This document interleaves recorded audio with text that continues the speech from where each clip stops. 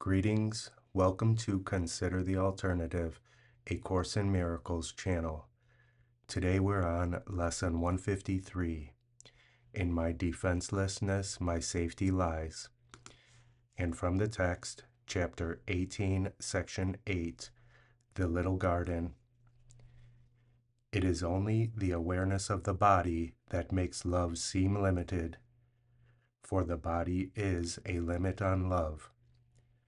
The belief in limited love was its origin, and it was made to limit the unlimited.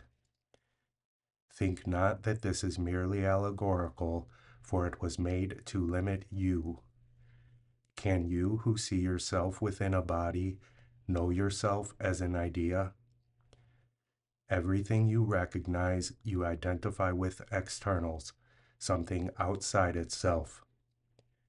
You cannot even think of God without a body, or in some form you think you recognize. The body cannot know, and while you limit your awareness to its tiny senses, you will not see the grandeur that surrounds you. God cannot come into a body, nor can you join him there. Limits on love will always seem to shut him out and keep you apart from him. The body is a tiny fence around a little part of a glorious and complete idea. It draws a circle infinitely small around a very little segment of heaven splintered off from the whole, proclaiming that within it is your kingdom, where God can enter not. Within this kingdom the ego rules, and cruelly, and to defend this little speck of dust it bids you fight against the universe. This fragment of your mind is such a tiny part of it that could you but appreciate the whole, you would see instantly that it is like the smallest sunbeam to the sun, or like the faintest ripple on the surface of the ocean. In its amazing arrogance, this tiny sunbeam has decided it is the sun. This almost imperceptible ripple hails itself as the ocean. Think how alone and frightened is this little thought, this infinitesimal illusion holding itself apart against the universe. The sun becomes the sunbeam's enemy that would devour it, and the ocean terrifies the little ripple and wants to swallow it. Yet neither the sun nor ocean is even aware of all this strange and meaningless activity. They merely continue, unaware that they are feared and hated by a tiny segment of themselves. Even that segment is not lost to them, for it could not survive apart from them. And what it thinks it is in no way changes its total dependence on them for its being. Its whole existence still remains in them. Without the sun, the sunbeam would be gone. The ripple without the ocean is inconceivable. Such is the strange position in which those in a world inhabited by bodies seem to be. Each body seems to house a separate mind, a disconnected thought, living alone and in no way joined to the thought by which it was created. Each tiny fragment seems to be self-contained, needing another for some things, but by no means totally dependent on its one creator for everything, needing the whole to give it any meaning, for by itself it does mean nothing, nor has it any life apart and by itself. Like to the sun and ocean, yourself continues, unmindful that this tiny part regards itself as you. It is not missing. It could not exist if it were separate, nor would the whole be whole without it. It is not a separate kingdom ruled by an idea of separation from the rest, nor does a fence surround it, preventing it from joining with the rest and keeping it apart from its creator.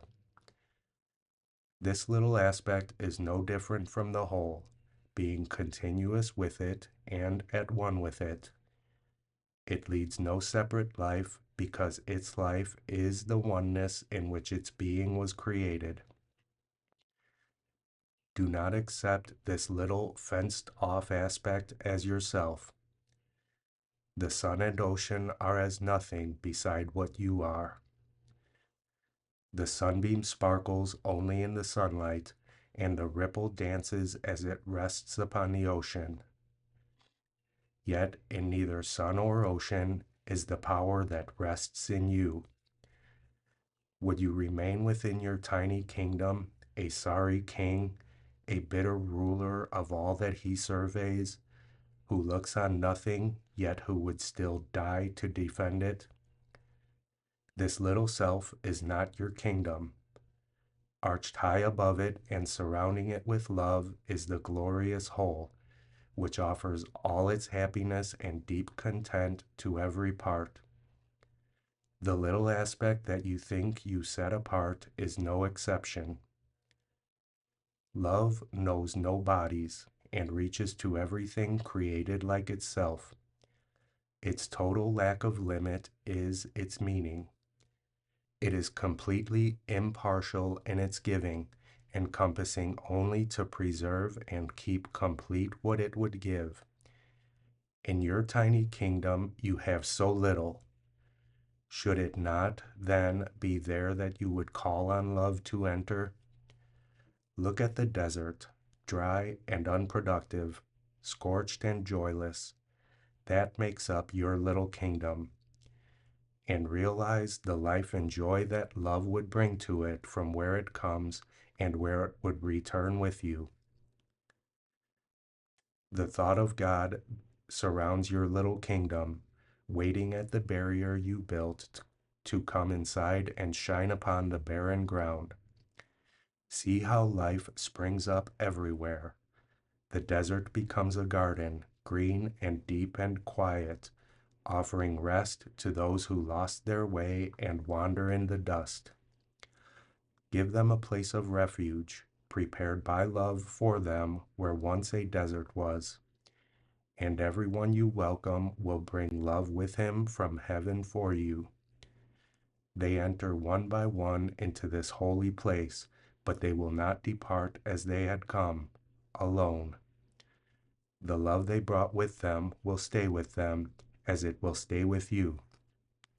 And under its beneficence, your little garden will expand and reach out to everyone who thirsts for living water but has grown too weary to go on alone. Go out and find them, for they bring yourself with them, and lead them gently to your quiet garden and receive their blessing there. So will it grow and stretch across the desert, leaving no lonely little kingdoms locked away from love and leaving you inside. And you will recognize yourself and see your little garden gently transformed into the kingdom of heaven, with all the love of its Creator shining upon it. The holy instant is your invitation to love to enter into your bleak and joyless kingdom and to transform it into a garden of peace and welcome. Love's answer is inevitable. It will come because you came without the body and interposed no barriers to interfere with its glad coming. In the holy instant, you ask of love only what it offers everyone, neither less nor more. Asking for everything, you will receive it, and your shining self will lift the tiny aspect that you tried to hide from heaven straight to heaven. No part of love calls on the whole in vain. No son of God remains outside his fatherhood. Be sure of this.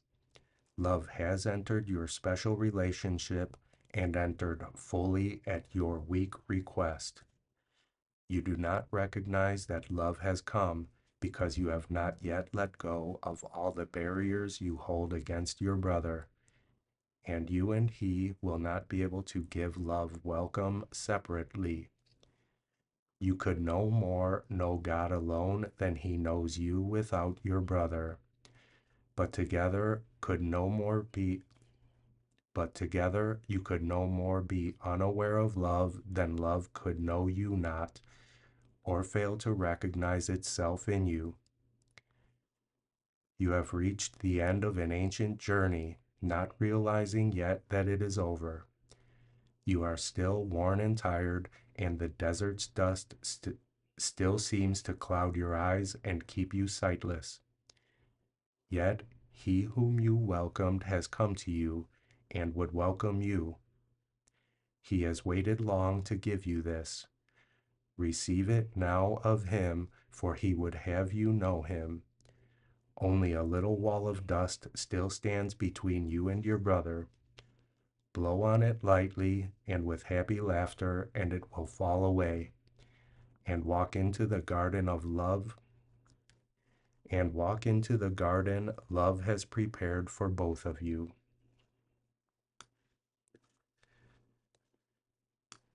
Chapter 18, Section 8, The Little Garden. Lesson 153. In my defenselessness, my safety lies. You who feel threatened by this changing world, its twists of fortune and its bitter jests, its brief relationships and all the gifts it merely lends to take away again, attend this lesson well. The world provides no safety. It is rooted in attack, and all its gifts of seeming safety are illusory deceptions. It attacks and then attacks again. No peace of mind is possible where danger threatens thus.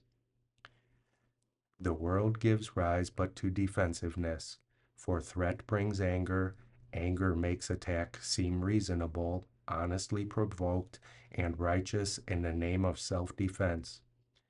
Yet is defensiveness a double threat, for it attests to weakness and sets up a system of defense that cannot work. Now are the weak still further undermined, for there is treachery without, and still a greater treachery within. The mind is now confused, and knows not where to turn to find escape from its imaginings. It is as if a circle held it fast, wherein another circle bound it, and another one in that, until escape no longer can be hoped for nor attained. Attack, defense, defense, attack becomes the circles of the hours and the days that bind the mind in heavy bands of steel with iron overlaid, returning but to start again. There seems to be no break nor ending in the ever-tightening grip of the imprisonment upon the mind. Defenses are the costliest of all the prices which the ego would exact. In them lies madness in a form so grim that hope of sanity seems to be an idle dream, beyond the possible. The sense of threat the world encourages is so much deeper and so far beyond the frenzy and insanity. The sense of threat the world encourages is so much deeper and so far beyond the frenzy and intensity of which you can conceive that you have no idea of all the devastation it has wrought. You are its slave. You know not what you do in fear of it. You do not understand how much you have been made to sacrifice, who feel its iron grip upon your heart. You do not realize what you have done to sabotage the holy peace of God by your defensiveness. For you behold the Son of God as but a victim to attack by fantasies, by dreams, and by illusions he has made. Yet, helpless in their presence, needful only of defense by still more fantasies and dreams by which illusions of his safety comfort him. Defenselessness is strength. It testifies to recognition of the Christ in you. Perhaps you will recall the text maintains that choice is always made between Christ's strength and your own weakness, seen apart from Him. Defenselessness can never be attacked because it recognizes strength so great, attack is folly, or a silly game a tired child might play when he becomes too sleepy to remember what he wants. Defensiveness is weakness. It proclaims you have denied the Christ and come to fear his Father's anger. What can save you now from your delusion of an angry God, whose fearful image you believe you see at work in all the evils of the world? What but illusions could defend you now when it is but illusions that you fight? We will not play such childish games today, for our true purpose is to save the world, and we would not exchange for foolishness the endless joy our function offers us.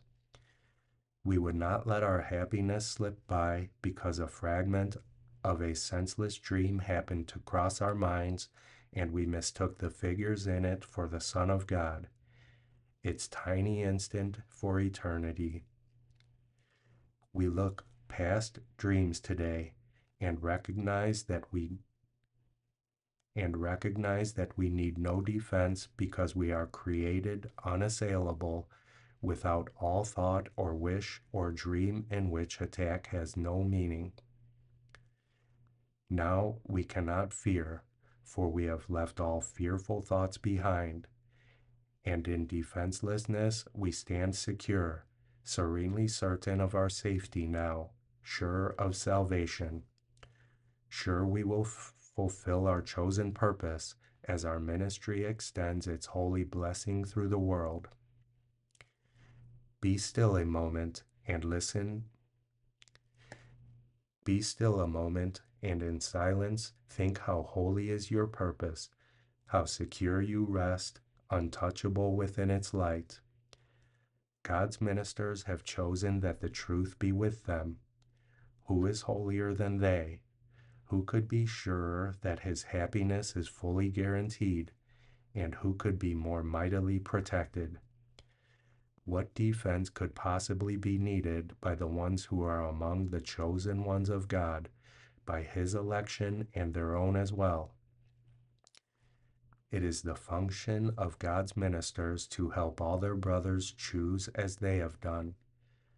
God has elected all, but few have come to realize his will is but their own.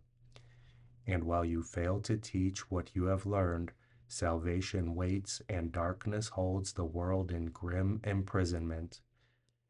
Nor will you learn that light has come to you and your escape has been accomplished. For you will not see the light until you offer it to all your brothers. As they take it from your hands, so will you recognize it as your own. Salvation can be thought of as a game that happy children play. It was designed by one who loves his children and who would replace their fearful toys with joyous games, which teach them that the game of fear is gone. His game instructs in happiness because there is no loser. Everyone who plays must win, and in his winning the gain to everyone ensured. The game of fear is gladly laid aside when children come to see the benefit salvation brings. You who have played that you are lost to hope, abandoned by your Father, left alone in terror in a fearful world made by sin and guilt, be happy now. That game is over.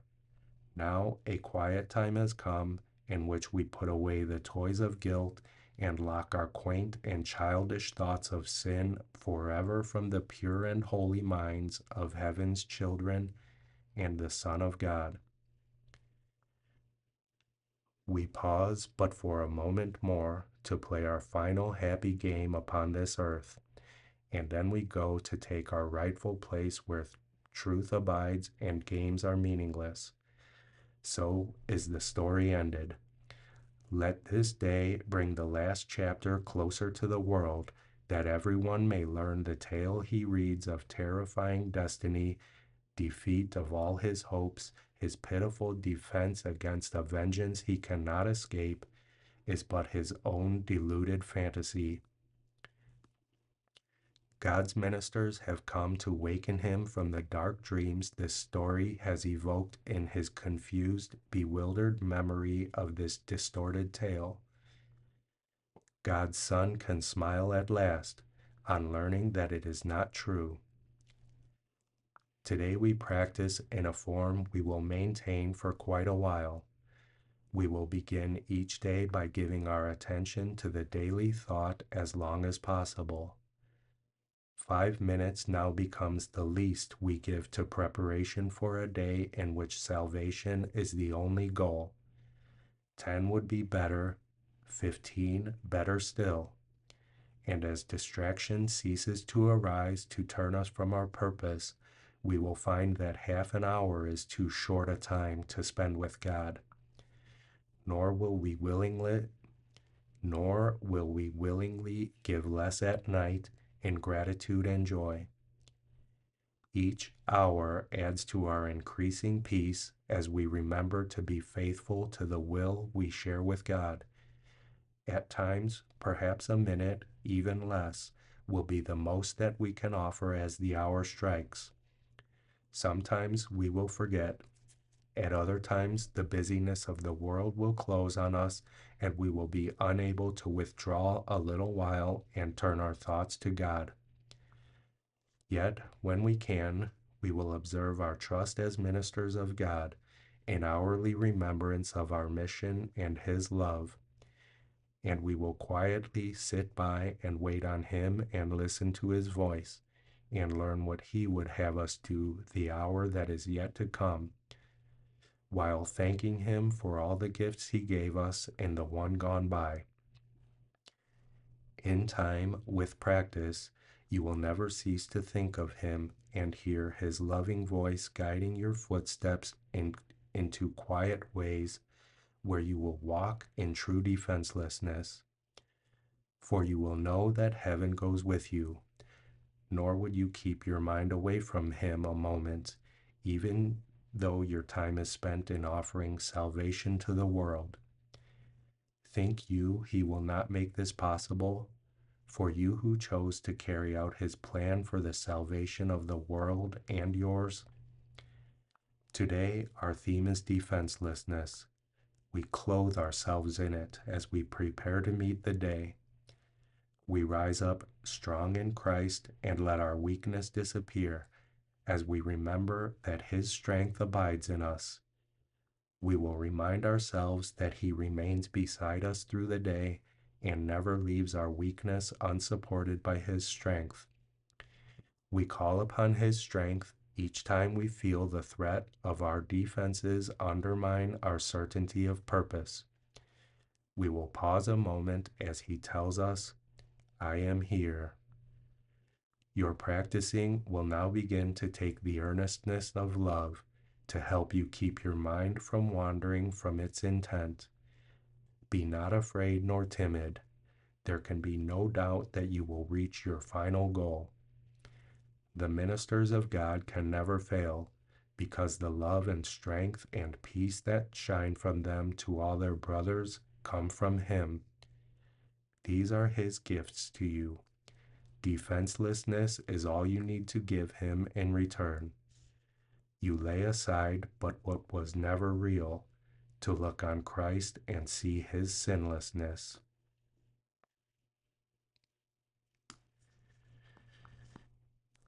Lesson 153. In my defenselessness, my safety lies.